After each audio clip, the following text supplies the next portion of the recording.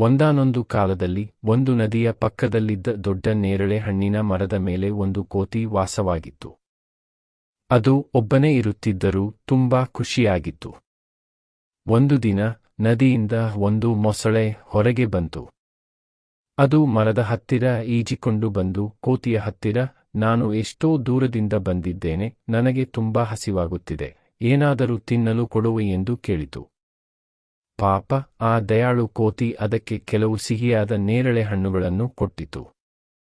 ಹಣ್ಣು ತಿಂದ ಮೊಸಳೆ ತುಂಬಾ ಖುಷಿಪಟ್ಟು, ನಾನು ಮತ್ತೆ ನಿನ್ನನ್ನು ನೋಡಲು ಬರಬಹುದಾ ಎಂದು ಕೇಳಿತು.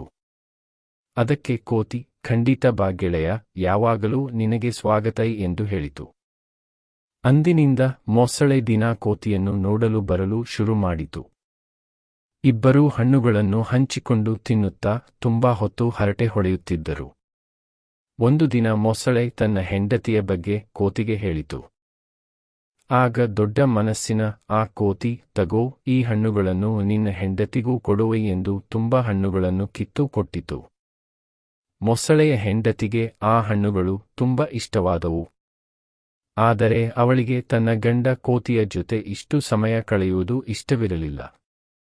ಅವಳು ಮನಸ್ಸಿನಲ್ಲೇ, ಕೋತಿ ಇಷ್ಟು ಸಿಹಿಯಾದ ಹಣ್ಣುಗಳನ್ನು ದಿನಾ ತಿನ್ನುತ್ತದಲ್ಲ, ಅದರ ಹೃದಯ ಇನ್ನೆಷ್ಟು ಸಿಹಿಯಾಗಿರಬೇಡ, ಅದನ್ನು ತಿಂದರೆ ಎಷ್ಟು ರುಚಿಯಾಗಿರುತ್ತೆ ಎಂದು ಅಂದುಕೊಂಡಳು.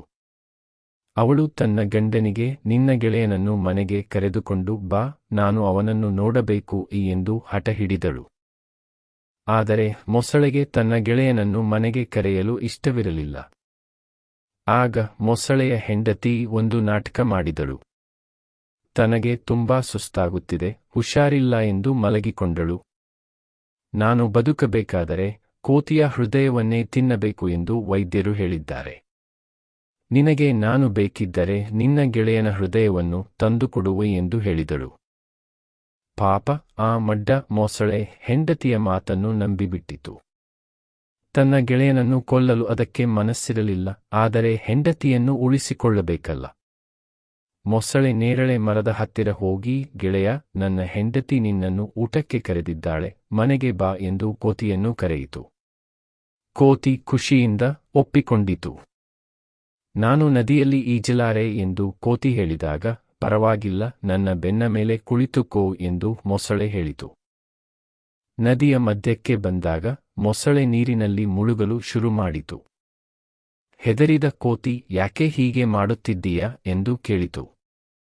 ಆಗ ಮೊಸಳೆ, ನನ್ನ ಹೆಂಡತಿಗೆ ನಿನ್ನ ಹೃದಯ ಬೇಕಂತೆ, ಅದಕ್ಕೆ ನಿನ್ನನ್ನು ಕೊಲ್ಲಲು ಕರೆದುಕೊಂಡು ಹೋಗುತ್ತಿದ್ದೇನೆ ಎಂದು ಅಸಲಿ ವಿಷಯ ಹೇಳಿತು. ಕೋತಿ ಗಾಬರಿಯಾದರೂ ಬುದ್ಧಿವಂತಿಕೆಯಿಂದ ಒಂದು ಉಪಾಯ ಮಾಡಿತು. ಅದು ಮೊಸಳೆಗೆ, ಅಯ್ಯೋ ಗೆಳೆಯ, ಇದನ್ನ ಮೊದಲೇ ಹೇಳಬಾರದಿತ್ತ. ನಾನು ನನ್ನ ಹೃದಯವನ್ನು ಮರದ ಮೇಲೆಯೇ ಬಿಟ್ಟು ಬಂದಿದ್ದೇನೆ. ಬಾ, ವಾಪಸ್ ಹೋಗಿ ಅದನ್ನು ತರೋಣ ಎಂದು ಹೇಳಿತು. ಮಡ್ಡ ಮೊಸಳೆ ಅದನ್ನು ನಂಬಿಬಿಟ್ಟಿತು. ಅದು ಬೇಗನೆ ಈಜಿಕೊಂಡು ವಾಪಸ್ ಮರದ ಹತ್ತಿರ ಬಂದಿತು. ದಡ ತಲುಪಿದ ಕೂಡಲೇ ಕೋತಿ ಸರಸರನೆ ಮರ ಹತ್ತಿ ಕುಳಿತುಕೊಂಡಿತು. ಕೆಳಗಿದ್ದ ಮೊಸಳೆಯನ್ನು ನೋಡಿ ಕೋತಿ ಹೀಗೆ ಹೇಳಿತು, ಎಲೈ ಮೂರ್ಖ ಮೊಸಳೆಯೇ, ಹೃದಯ ಎಲ್ಲಾದರೂ ಮರದ ಮೇಲೆ ಇರುತ್ತದೆಯೇ? ಹೆಂಡತಿಯ ಮಾತಿಗೆ ಮರುಳಾಗಿ ಗೆಳೆಯನನ್ನೇ ಕೊಲ್ಲಲು ಬಂದೆಯಲ್ಲ. ನಿನ್ನಂತಹ ಮಡ್ಡ ಬೇರೆ ಯಾರೂ ಇಲ್ಲ. ಇನ್ನು ಮುಂದೆ ಇಲ್ಲಿಗೆ ಬರಬೇಡ.